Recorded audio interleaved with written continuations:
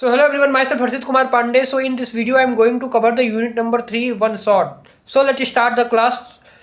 तो इस वीडियो में हम यूनिट नंबर 3 को वन शॉट में कवर करेंगे। तो चलिए शुरुआत करते हैं। सबसे पहले आता है dynamic versus static CMOS design क्या होता है। तो स्टैटिक की बात करें तो स्टैटिक सीमॉस डिजाइन क्या होता है।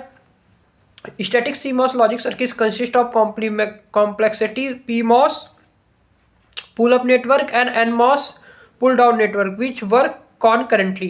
यानी स्टैटिक सीमॉस में हम क्या करते हैं, इस जो स्टैटिक सीमॉस लॉजिक सर्किट होता है वो कंसिस्ट ऑफ होता है complex PMOS pull up network और एनमॉस पुल डाउन नेटवर्क, ठीक, जो कि वर्क करता है कॉनकरेंटली। ये देखिए स्टैटिक का डायग्राम है, यानी हमने पुल अप नेटवर्क और पुल डाउन नेटवर्क लिया, दोनों को हमने क्या किया, कनेक्ट कर दिया, ठीक।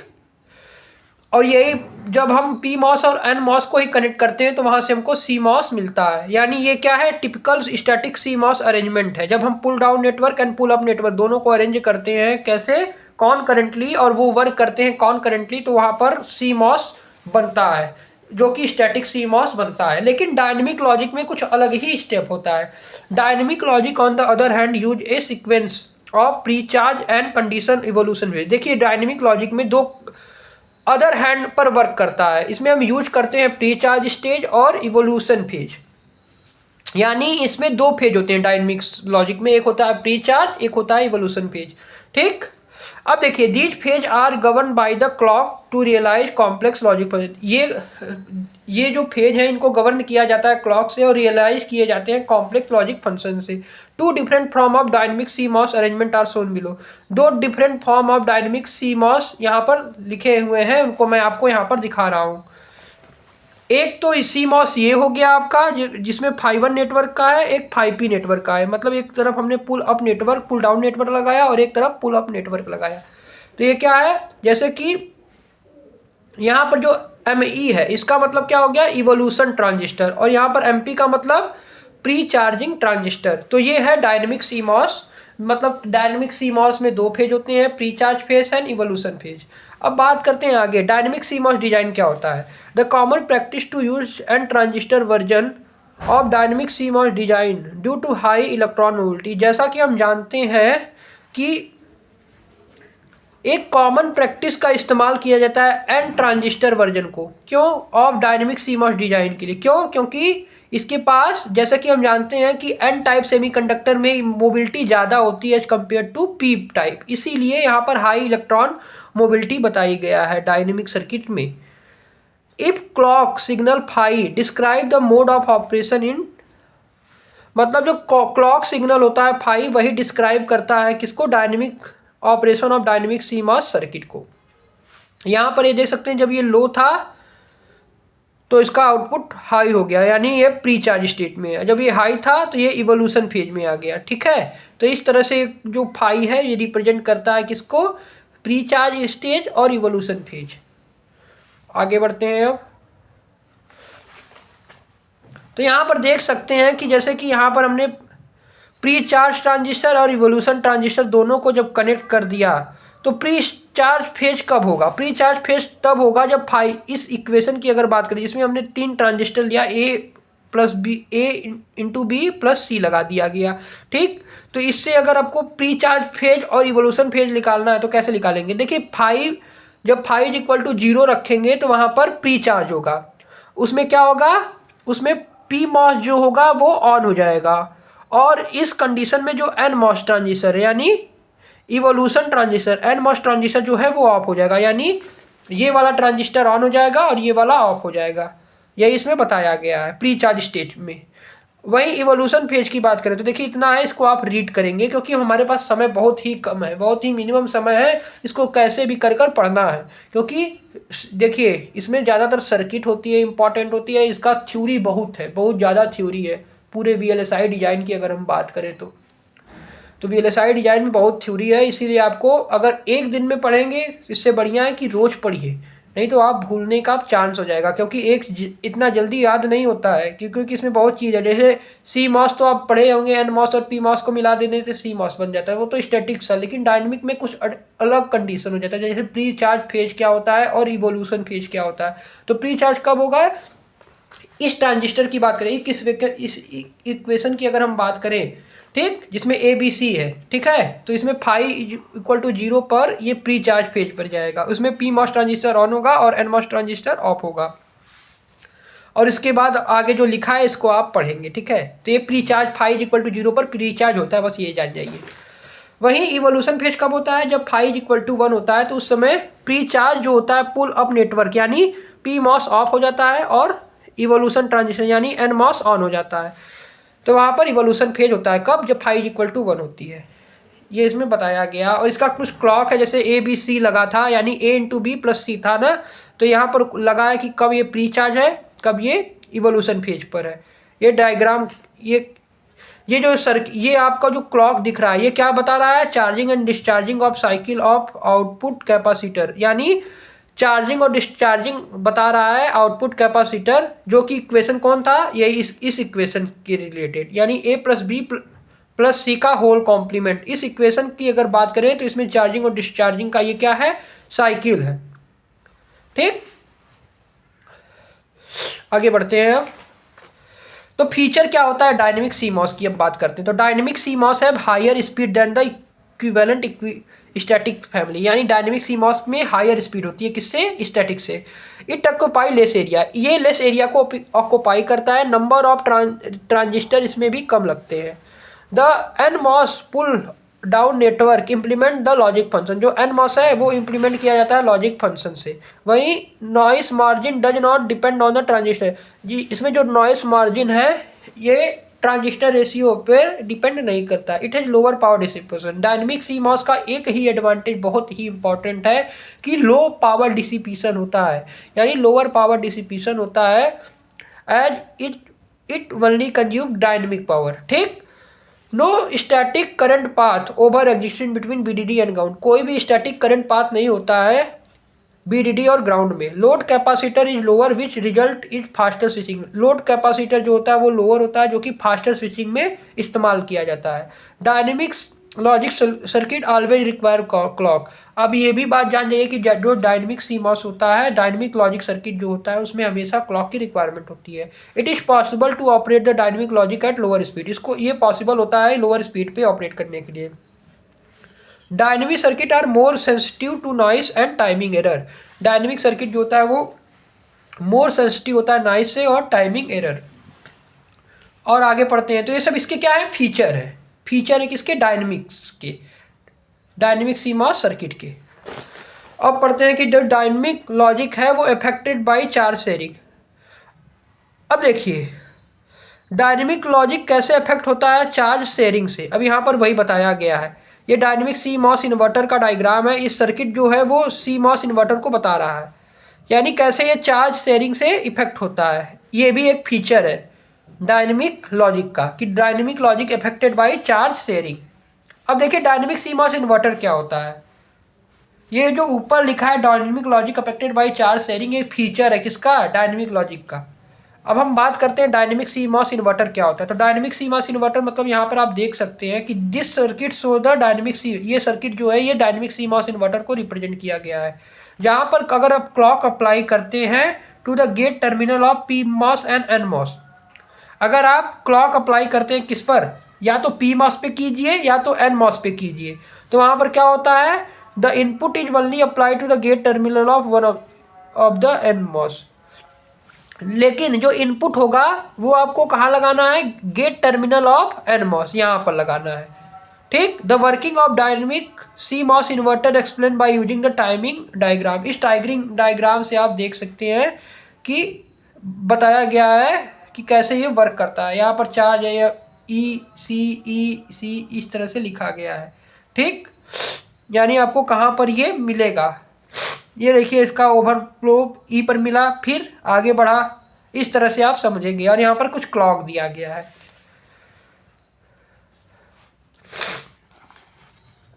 आगे बढ़ते हैं। तो देखिए सब थ्योरी है, इसको बस आपको रीड करना है, पूरा नोट्स मैं आपको प्रोवाइड कर दूंगा आगे, ठीक है। जल्दी से इसको ख़त्म कर दूं कैसे भी। तो देखिए performance of dynamic logic, dynamic logic performance की बात करें तो क्या होता है, हाई स्विचिंग स्पीड होता है इसमें। ये क्या करता है, रिड्यूस करता है नंबर ऑफ ट्रांजिस्टर, यानी result the small value of load capacitor. ये रिड्यूस करता है नंबर ऑफ ट्रांजिस्टर जो कि रिजल्ट करता है small value of load capacitor. After the pre charge phase the output is high. जब हम जानते हैं कि जब प्री चार्ज स्टेज होता है तो उस समय पी मॉस ऑन होता है तो उसमें आउटपुट हाई होगा। Successive output is required to high, और आउटपुट जो रिक्वायरमेंट होगा वो हाई होगा। नो एडिशनल स्विचिंग अकर, इसमें कोई स्विचिंग अकर नहीं होती है। It require pre charge time can be decrease by making the P MOS transistor larger, but it can also slow down the gate and increase the capacitor load on the clock line. मतलब ये अगर आप pre charge time को decrease करते हैं, कैसे decrease कर सकते हैं, तो आप पी मॉस ट्रांजिस्टर को लार्जर बना दीजिए, बट लेकिन ये क्या कर देता है, स्लो डाउन कर देता है गेट को और इंक्रीज कर देता है कैपेसिटर लोड को ऑन द क्लॉक लाइन। तो ये था परफॉर्मेंस ऑफ डायनेमिक लॉजिक। अब हम बात करते हैं steady state behaviour of dynamic logic, यानी अगर dynamic logic steady state behaviour पर है यानी रुकी हुई अवस्था में है तो क्या होगा। The operation of all dynamic logic gate depend on the temporary storage of charge in parasitic node capacitor instead of relying on steady state circuit behaviour. अगर आपको ऑपरेशन करना है डायनेमिक लॉजिक सर्किट का तो वो किस पर वर्क करेगा, अगर आप स्टडी स्टेट बिहेवियर सीखना है डायनेमिक लॉजिक का तो आपको क्या होना चाहिए, तो इसमें वही बताया गया है कि जो ऑपरेशन होगा डायनेमिक लॉजिक गेट का वो डिपेंड करेगा किस पे, temporary storage of charge in parasitic node of capacitor. यानी किस पर डिपेंड करेगा, steady state behaviour temporary storage of charge in parasitic node capacitor पर, इंस्टेड ऑफ, इसके अलावा stand of relying on the steady state capacitor behaviour. अगर ये इस पर डिपेंड करेगा तभी ये स्टडी स्टेट बिहेवियर में होगा, किस पर, depend on storage of charge in parasitic node capacitor, उस पर डिपेंड करेगा तभी स्टडी स्टेट बिहेवियर में होगा। The operation properly necessity periodic updated और internal load voltage level since storage charge in the capacitor can not be retain इनडिफिनिटली।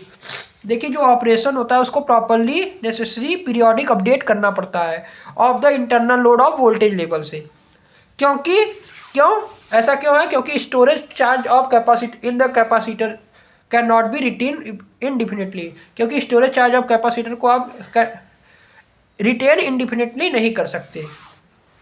ये उसका diagram बताया गया है। Consequently, dynamic logic circuit require period clock signal in order to control charge repressing। अगर देखिए dynamic logic circuit को क्या require होती है, इसीलिए क्लॉक पीरियड की रिक्वायरमेंट होती है। क्यों, क्योंकि वो कंट्रोल कर सके चार्ज रिप्रेसनिंग को। अब आगे बढ़ते हैं। The capacitor of the temporary storage is use of common clock allow implementation of synchronisation sequential circuit. जो कैपेबिलिटी होती है स्टोरेज चार्ज का, उसका इस्तेमाल करते हैं हम कॉमन क्लॉक से, जो कि अलाउ करता है इम्प्लीमेंट करना synchronisation of sequential circuit. Pure static analysis do not applied of dynamic circuit and hence quantitative analysis can be made. Pure static analysis को हम अप्लाई नहीं कर सकते डायनेमिक सर्किट पर, क्योंकि क्वांटिटेटिव एनालिसिस भी बना सकते हैं, केवल इसका प्योर स्टैटिक एनालिसिस नहीं कर सकते, ये बताया गया इसमें। The value of noise margin function of the length of the evolution period. जो वैल्यू ऑफ नॉइस मार्जिन है वो क्या होता है, वो फंक्शन होता है लेंथ ऑफ इवोल्यूशन पीरियड का। If the clock period is too long, अगर क्लॉक पीरियड ज़्यादा है, the high output level is severely affected by charge leakage. अगर क्लॉक पीरियड ज़्यादा है तो जो आउटपुट लेवल है वो किससे इफेक्ट करेगा, चार्ज लीकेज से। ऑन द अदर हैंड, इसके अलावा extending the evolution period result to the lower value of VOL। अगर हमको एक्सटेंड करना है इवोल्यूशन पीरियड को तो वो रिजल्ट कर देगा लोअर वैल्यू ऑफ VOL। यानी अगर आपको एम एच निकालना है तो क्या करेंगे, V0H माइनस V1H। भाई NML निकालना है तो क्या करेंगे, V1H L माइनस V0H। ठीक। अगर आपको pull down network, the pull down network in dynamic circuit start to conduct when the input charge exceed the threshold voltage of the NMOS pull down network. अगर आपको pull down network को dynamic circuit में start करना है conduct करने के लिए, तो आपको क्या करना पड़ेगा, तो इनपुट सिग्नल को एक्सीड करना पड़ेगा थ्रेशोल्ड वोल्टेज से of the NMOS pull down transistor से। ठीक है। If one wait long enough, the output eventually reach ground. In the high output stage, the output impedance of gate is very high since output node is flowing. If one wait long, अगर आपको एक wait long करना पड़ा enough, then the output eventually reach the, तब उसमें output क्या हो जाएगा, इवेंचुअली रीच कर जाएगा ग्राउंड में। In the high output state, in high output state में क्या होगा, the output impedance of the gate is very high. The output impedance of gate क्या होता है, बहुत हाई होता है। सिंस, क्यों ऐसा होता है, since the output node is flowing, क्योंकि आउटपुट नोड फ्लो करता है। Hence the output level is sensitive to the noise and disturbance। इसीलिए क्या होता है, जो आउटपुट लेवल है वो सेंसिटिव होता है नॉइस एंड डिस्टर्बेंस से। ठीक। अब हम आगे बढ़ते हैं। अब हम बात करते हैं need consideration of dynamic design. अगर आपको डायनेमिक डिजाइन क्या बनाना है तो आपको क्या क्या कंसीडर करना पड़ेगा वो बताया गया है। Dynamic circuit concept result in simple and fast structure of the expensive and reduce robustness with the regard to noise. यानी अगर डायनेमिक सर्किट के कॉन्सेप्ट को, द डायनेमिक सर्किट कॉन्सेप्ट जो होता है वो रिजल्ट किया जाता है सिंपल एंड फास्ट स्ट्रक्चर पे, जो कि एक्सपेंस होता है reducing robustness with regard the noise. ठीक। The logic has number of deficiency. इस लॉजिक में अगर आपको डायनेमिक डिजाइन करना है तो आपको बहुत से डिफिशियंसी का से भी गुजरना पड़ेगा। That must be dealt with A guarantee function operation, जो कि डील किया जाएगा गारंटी फंक्शनल ऑपरेशन से। तो देखिए जो डायनेमिक सर्किट है उसमें मेनली आप जैसे उसमें बहुत से इशू होते हैं, जैसे charge leakage, charge sharing, parasitic capacitor coupling, ये सब होते हैं। यानी अगर आपको डायनेमिक डिजाइन करना है तो उसके लिए क्या क्या आवश्यकता होनी चाहिए, charge leakage, charge sharing, parasitic coupling capacitor, इन सब से आपको सफ़र करना पड़ेगा। अब हम बात करते हैं चार्ज लीकेज क्या होता है। तो चार्ज लीकेज क्या है, the operation of dynamic logic depend on the principal of dynamic storage of charge of the output node. यानी जो ऑपरेशन होता है डायनेमिक लॉजिक का वो डिपेंड करता है principle of dynamic storage of a charge on the output node. Due to leakage current this charge gradually leak away. Leakage current के कारण क्या होता है, जो चार्ज है वो लीक करता है बाहर, resulting eventually the malfunctioning of the gate, जो कि क्या करता है, मन फंक्शनलिटी ऑफ गेट को क्या करता है, resulting eventually in the man functionality of gate को बढ़ाता है। ठीक है। यानी charge leakage, due to charge leakage के कारण क्या होता है, जो charge gradually leak, charge leakage क्या होता है, चार्ज लीकेज से आप यह समझ सकते हैं कि charge gradually leak away, charge बाहर चले जाते हैं। कैसे चले जाते हैं, रिजल्टिंग इवेंचुअली द मैन, जब आपका गेट टर्मिनल मैन फंक्शनिंग करने लगता है उस समय चार्ज लीकेज होती है, ये बताया गया है। अब हम आगे बढ़ते हैं। ठीक है। Charge leakage cause degradation in the logic high level.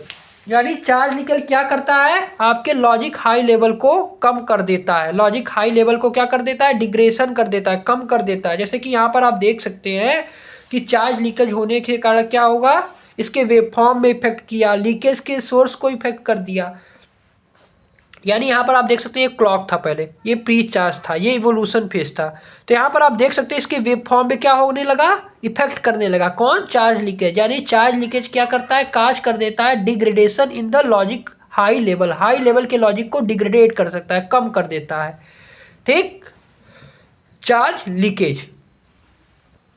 क्या करता है, हाई लेवल के लॉजिक को हाई लेवल को डिग्रेड कर देता है, कम कर देता है। ये लीकेज सोर्स है। यहाँ पर आप देख सकते हैं कि यहाँ पर इवोल्यूशन फेज है, ये प्री चार्ज फेज है। यहाँ पर चार्ज लीकेज के कारण क्या हुआ, ये लीकेज सोर्स यही दोनों है। अब यहाँ पर क्वेश्चन अराइज होता है कि चार्ज लीकेज तो लॉजिक हाई लेवल को क्या करता है, कम कर देता है, तो उसको हम कैसे सुधारें।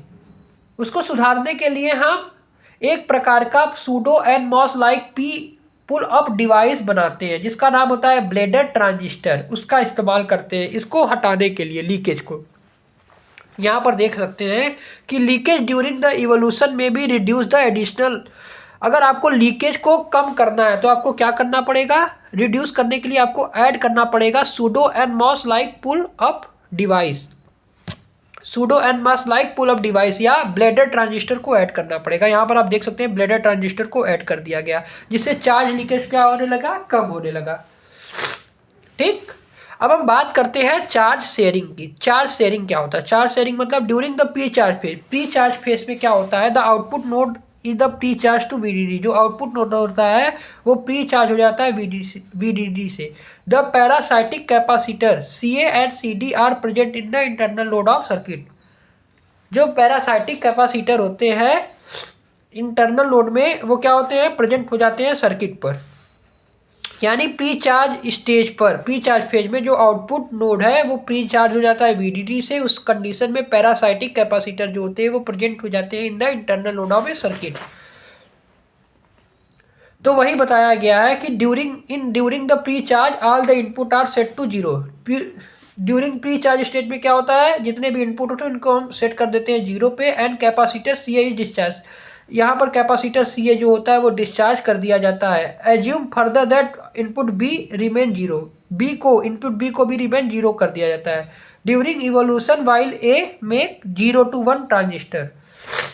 वही इवोल्यूशन फेज में क्या होता है, जो A होता है वो 0 to 1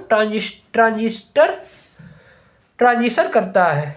यानी टर्निंग ट्रांजिस्टर MA, जो MA है वही टर्निंग ट्रांजिस्टर है। ठीक, on the charge storage originally on the capacitor CL is redistributed over CL and CA। यानी जो ड्यूरिंग ट्रांजिस्टर MA, जो MA ट्रांजिस्टर है, टर्निंग ट्रांजिस्टर है वो क्या है, MA। यही MA क्या है, टर्निंग ट्रांजिस्टर है। On the charge storage originally capacitor CL is redistributed over CL and CA। जो टर्निंग ट्रांजिस्टर MA है वो चार्ज स्टोर करता है ओरिजिनली, और उसमें ओरिजिनली कैपेसिटर क्या है, CL है, जो कि रीडिस्ट्रीब्यूट हो जाता है CL और CA में। ठीक, रीडिस्ट्रीब्यूट हो जाता है CL और CA में। यही क्या करता है, this cause A drop of output voltage. यही क्या करता है, ड्रॉप कर देता है आउटपुट वोल्टेज को, which can not be recover due to dynamic nature of circuit. इसको हम रिकवर नहीं कर सकते डायनेमिक नेचर ऑफ सर्किट के कारण। तो इसीलिए can be solve by pre charging of internal. इसको हम सॉल्व कर सकते हैं कैसे, प्री चार्ज कर दे इंटरनल लोड में, तो वहां से ये सॉल्व हो जाएगा। ठीक, आउटपुट जो ड्रॉप हो रहा था वो हट जाएगा। कैसे हट जाएगा, अगर इसको हम प्री चार्ज कर दे इंटरनल नोड में। अब हम बात करते हैं कपलिंग कैपेसिटर क्या होता है। ठीक, अब हम बात करते हैं कपलिंग। यहां तक आपको हमको लग रहा है कि दिख गया होगा। अब देखिए बात करते हैं कपलिंग कैपेसिटर क्या होता है। कपलिंग कैपेसिटर क्या है, the high impedance of output node make the circuit very sensitive to the cross talk effect. जो हाई इम्पीडेंस होता है आउटपुट नोड का वो क्या करता है, सर्किट को वेरी सेंसिटिव बता देता है क्रॉस टॉक इफेक्ट पर। The wire routed over the dynamic node में couple capacitor and destroy the state of floating node. यानी जो वायर राउट किया जाता है डायनेमिक नोड से, उसको हम क्या कर देते हैं, कपल कर देते हैं कैपेसिटिवली, और ये क्या करता है, डिस्ट्रॉय कर देता है स्टेट ऑफ फ्लोटिंग नोड को। Another equally important form of capacitor coupling is back gate coupling. Another equally important capacitor coupling कौन है? बैक गेट कपलिंग है। This can be use to increase power dissipation on wrong evolution. इस ये क्या करता है? Coupling capacitor क्या करता है? इंक्रीज कर देता है पावर डिसिपेशन को और रॉन्ग इवोल्यूशन को। अब देखिए, अब कभी कभी क्वेश्चन पूछता है कि क्लॉक फीड थ्रो क्या होता है। देखिए, क्लॉक फीड थ्रो जो होता है वो कॉज करता है फॉल्ट ऑपरेशन को। कैसे फॉल्ट ऑपरेशन को कॉज करता है? अब यहाँ पर दिखा गया है कि एक स्पेशल केस होता है कपलिंग कैपेसिटर का, क्लॉक फीड थ्रो। क्या है? एक स्पेशल केस होता है कपलिंग कैपेसिटर का in a clock feed through and effect cause by capacitor coupling between the clock input of the pre charge device and the dynamic output node. यानी ये cause करता है कपलिंग कैपेसिटर को between the clock input of the precharge device और dynamic output node को। The capacitor coupling cause the output of the dynamic node to rise up to VDD at the low to the high. जो coupling capacitor है वो क्या करता है? Output of the dynamic node को rise कर देता है up to VDD, above the VDD on the low to high transistor, low से high transistor of the clock को। ठीक, लो से high transistor of assuming that the pull down network, जिसमें हम अज्यूम करते हैं कि पुल डाउन नेटवर्क क्या है? वो टर्न ऑफ है। The danger of the clock feedback is that it may cause the junction diode off the pre charge transistor to become forward bias. अब जो क्लॉक फीडबैक है ये क्या करता है? काज करता है जंक्शन डायोड को जो कि प्री चार्ज करे ट्रांजिस्टर को फॉरवर्ड बायस पर। ये क्या करता है? This cause electron injection into the substrate, जिससे इलेक्ट्रॉन जो होते हैं वो इंजेक्ट होते हैं सबस्ट्रेट पर और ये रिजल्ट करता है resulting in the fault operation, और ये फॉल्ट ऑपरेशन को कॉज करता है। तो ये था आपका क्लॉक फीडबैक के बारे में। अब आपका जो आखिरी टॉपिक बचा है जल्दी जल्दी इसको निपटा देते हैं, छोटा सा वीडियो बनाएंगे। देखिए अब इसके बाद अब हम बात करते हैं कास्केडिंग डायनेमिक गेट क्या होता है। कास्केडिंग डायनेमिक गेट भी इंपॉर्टेंट टॉपिक है। कास्केडिंग मतलब cascading is the dynamic circuit in not straightforward connected to dynamic circuit in the series. Cascading ये नहीं होता है डायनेमिक सर्किट का कि हम स्ट्रेट फॉरवर्ड होता है कि किसी भी हम डायनेमिक सर्किट को सीरीज में कन्वर्ट कर दें। Simple series connection is often result to poor. अगर हमको सिंपल सीरीज कनेक्शन करना है तो वो पुअर सिग्नल इंटीग्रिटी रिड्यूस कर देगा नॉइस मार्जिन को और मन फंक्शनलिटी कर देगा अबव सर्किट का। तो इसीलिए कास्केडिंग डायनेमिक गेट क्या होता है? देखिए, कास्केडिंग डायनेमिक गेट जो है, consider a cascading connection of the two dynamic CMOS, जिसमें हम क्या करते हैं? दो डायनेमिक सीमॉस इन्वर्टर लेते हैं। During the pre charge phase में क्या होता है? The output of the both inverter are pre charge to VDD. Output of the both inverter जो होता है वो प्री चार्ज होता है VDD. If the primary input in the make 0 to 1 transistor output 1 start to discharge.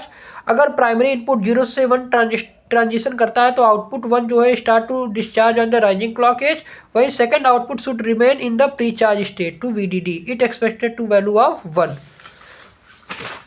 यानी ये बताया गया डायग्राम है। देखिए यहाँ पर हमने NMOS PMOS लगाया, NMOS PMOS लगाया, अब यहाँ पर हमने एक आउटपुट लगा दिया। ठीक, यानी कास्केडिंग डायनेमिक लॉजिक का बस एक ही एडवांटेज है कि ये चार्ज लॉस को क्या करता है?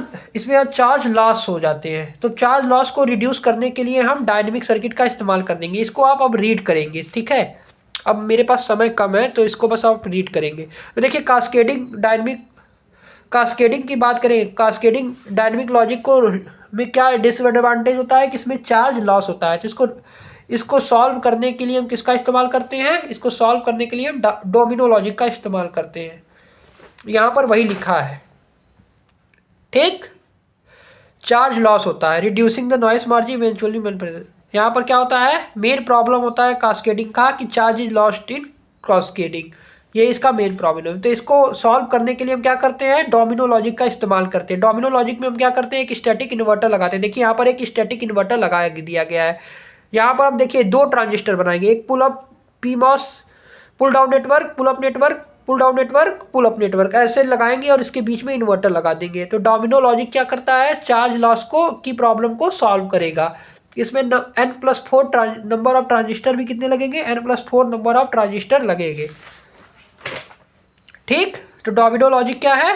एक प्रकार का स्टैटिक इन्वर्टर है। इसमें स्टैटिक इन्वर्टर ऐड करेंगे। इसको आप रीड करेंगे। अब हमारे पास समय कम है तो इसको जल्दी जल्दी खत्म कर रहे हैं। अब इसके फीचर की बात करें तो इसमें N+4 नंबर ऑफ ट्रांजिस्टर लगता है। ठीक, इस देखिए जो स्टैटिक इन्वर्टर है उसके क्या एडवांटेज है कि ये रिजल्ट करता है लो इम्पीडेंस आउटपुट को, जो कि इंक्रीज करता है नॉइस इम्यूनिटी को, ठीक, रिड्यूस कर देता है कैपेसिटेंस को to do dynamic output node, separate the internal of the load capacitor. ये था डोमिनो लॉजिक।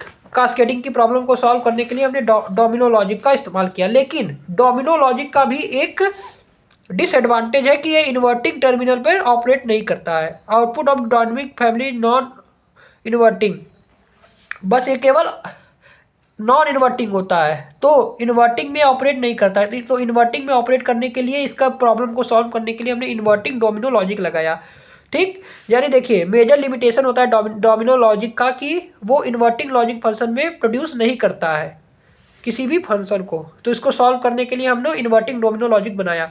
ये क्या है, इन्वर्टो डोमिनो लॉजिक जो है वो क्या है, डिफरेंशियल कास्केड वोल्टेज स्विच की तरह बिहेव करता है, ठीक। अब देखिए, अब इसके बाद इन्वर्टिंग डोमिनो लॉजिक के बाद हम क्या करते हैं, एनपीसीमॉस लॉजिक बनाते हैं। एनपीसीमॉस लॉजिक क्या है, वो डोमिनो लॉजिक यानी कास्केडिंग से ऊपर है डोमिनो लॉजिक, डोमिनो लॉजिक के ऊपर है इन्वर्टिंग डोमिनो लॉजिक, और इन्वर्टिंग डोमिनो लॉजिक के ऊपर आ जाता है आपका एनपीसीमॉस लॉजिक। एनपीसीमॉस लॉजिक मतलब डोमिनो लॉजिक जो होता है उसमें extra circuit static inverter requirement होती है क्रिटिकल पार्ट के लिए, ठीक। तो देखिए जो एनपीसीमॉस है ये प्रोवाइड करता है alternate approach of cascading dynamic logic, एक प्रकार का अल्टरनेट अप्रोच प्रोवाइड करता है कास्केडिंग डायनेमिक लॉजिक में, जिसमें हम two variant namely N block और पी ब्लॉक का इस्तेमाल करते हैं, जिसमें हम N block and P block का इस्तेमाल करते हैं। ये देखिए जनरल स्ट्रक्चर है एनपीसीमॉस लॉजिक का, यानी ये सबसे बढ़िया है एनपीसीमॉस लॉजिक जो है। अब इसको आप रीड करेंगे, अब हमारे पास समय कम है इसीलिए मैं आपको जल्दी जल्दी पढ़ाकर यहाँ से जा रहा हूँ अब, ठीक। तो एनपीसीमॉस लॉजिक जो है वो डोमिनो लॉजिक से भी बढ़िया है। अब देखिए एनपीसीमॉस लॉजिक था उससे भी बढ़िया होता है to phase non overlapping clocking. To phase non overlapping क्या होता है, यानी यहाँ पर दो फेज होंगे, दो फेज मतलब जिसमें प्री चार्ज कब होगा, किस इंटरवल में होगा, इसीलिए इसका नाम to phase non overlapping clocking है। तो देखिए to phase non overlapping clocking क्या होता है, इसमें इसकी बात कर लेते हैं। तो देखिए कास्केडिंग डायनेमिक लॉजिक में भी आल्सो भी remove by using the isolated technique electronic separated by consecutive state. Cascading dynamic logic को हम रिमूव कर दिए बाय द आइसोलेटेड टेक्निक, जो कि electronic separated by consecutive state को के लिए, ठीक है। N MOS switch of the TG switch, अगर एन मॉस स्विच है या are employed to schedule the signal connected between the two adjacent stage. Each state consist of the basic logic circuit and input state. It is often called phi one clock logic clock where I is a integer. अगर I की value 2 हो जाती है तो it is known as two phase non overlapping clock signal, यानी दो phase non overlapping clock scheme का इस्तेमाल हम क्यों करते हैं, चार्ज के लॉस को बचाने के लिए, डोमिनो लॉजिक की प्रॉब्लम को सॉल्व करने के लिए। यहाँ तक कि एनपीसीमॉस का मेन डिसएडवांटेज क्या था कि उसमें नंबर ऑफ सर्किट जो थे बहुत ज़्यादा वो बल्की हो गया था, बहुत ज़्यादा उसमें नंबर ऑफ ट्रांजिस्टर लग जा रहे थे और वो बहुत कॉम्प्लिकेटेड सर्किट था। तो उसके कॉम्प्लिकेटेड सर्किट को सॉल्व करने के लिए हमने to phase non overlapping clock signal का इस्तेमाल किया, यही मेन है। तो देखिए जब फाई की वैल्यू जब 2 हो जाती है तो उसमें क्या होता है, तब वहाँ पर two phase non overlapping scheme clock generate होता है। The phi one logic block consist of phi one enable transmission gate switch on phi two precharge dynamic logic stage and phi two logic block consist of phi two enable transmission gate switch and phi two precharge dynamic logic gate. यहाँ पर आप देख सकते हैं कि ये है आपका टू फेज नॉन ओवरलैपिंग क्या है, to phase non overlapping clocking है, यहाँ पर आप देख सकते हैं। और ये कब होता है, जब फेज वन और फेज 2 की वैल्यू जब होती है इक्वल टू 0।